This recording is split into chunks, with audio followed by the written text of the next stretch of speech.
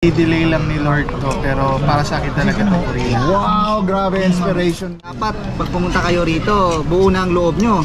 Kung ang pasensya nyo dyan sa Pilipinas is 100% na, pagdating nyo dito sa Korea o sa ibang bansa, doblehin nyo na. Ganun ang mindset ng mga OFW. Kaya pagandaan nyo siya, ipag-pray nyo na kung hindi man kayo makapunta dito sa Korea, maraming bansa na nangangailangan sila ngayon ng mga tao. Nangangailangan sila ng employees. Yeah. Kaya pray nyo muna kung loobin ng Panginoon na mag-Korea kayo, pero huwag kayong sumuko sa buhay kasi kami na-fail na din kami, na-failure na din kami. Kaso nga doon, hindi kami tumigil. Nakailang exam ako, dalawang exam ako nakapasok dito sa Korea.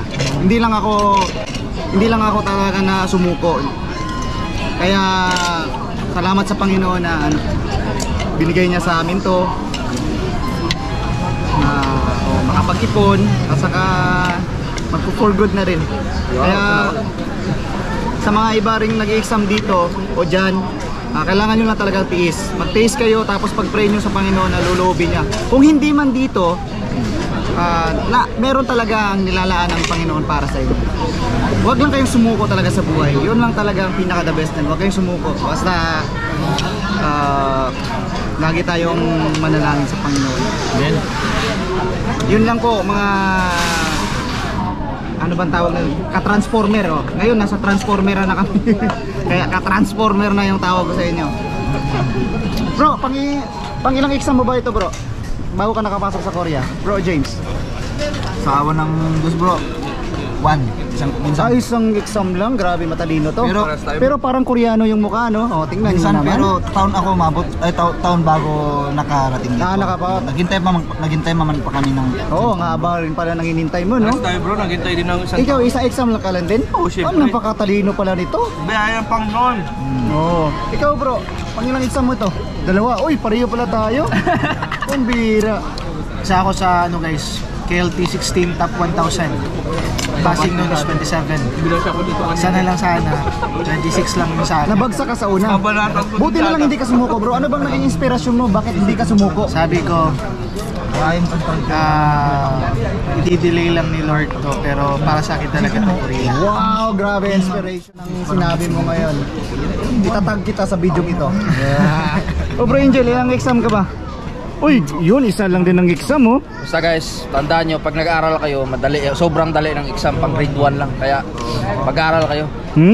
Parang grade 1 na daw. Huwag nyo isiping mahirap. Mahirap yan kung hindi kayo nag-aaral. Kung nag-aaral kayo, pang grade 1 lang yung exam. Tingnan nyo itong pizza namin guys. Laki halos hindi na Ikaw bro, pang ilang exam mo to? Isa lang din, grabe. Tapos yung pag-aaral mo, ilang buwan? Pag-aaral ng Korean language, ilang buwan lang?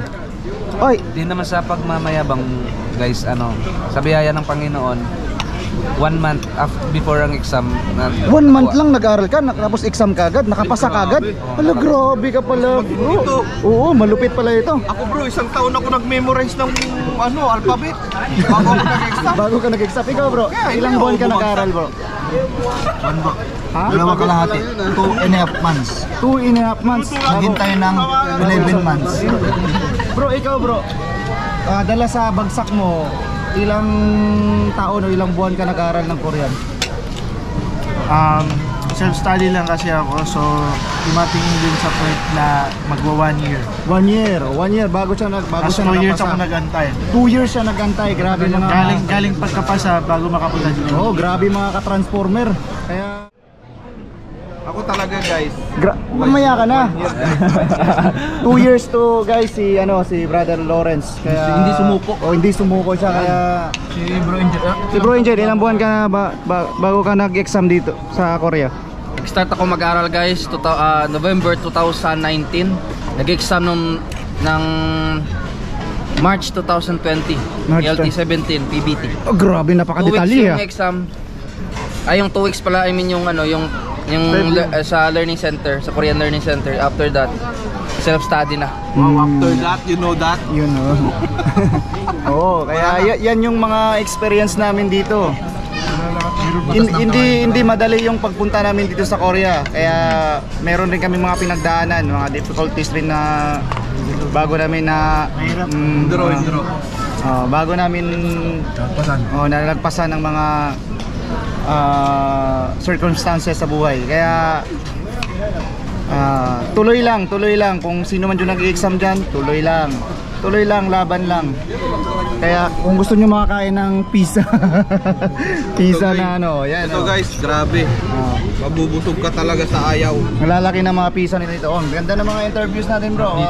Thank you for watching guys. Ay sana ay nakatulong to sa inyo para ma-motivate kayo na makapagtrabaho dito sa South Korea. Wala na pala guys. Ayun, wala. Yan. Thank you. Magbabay na kayo guys. Bye-bye. Maganda yung tanong. Ang pogi talaga ni Angel dito sa camera. Grabe guys. Bye-bye. Thank you for watching.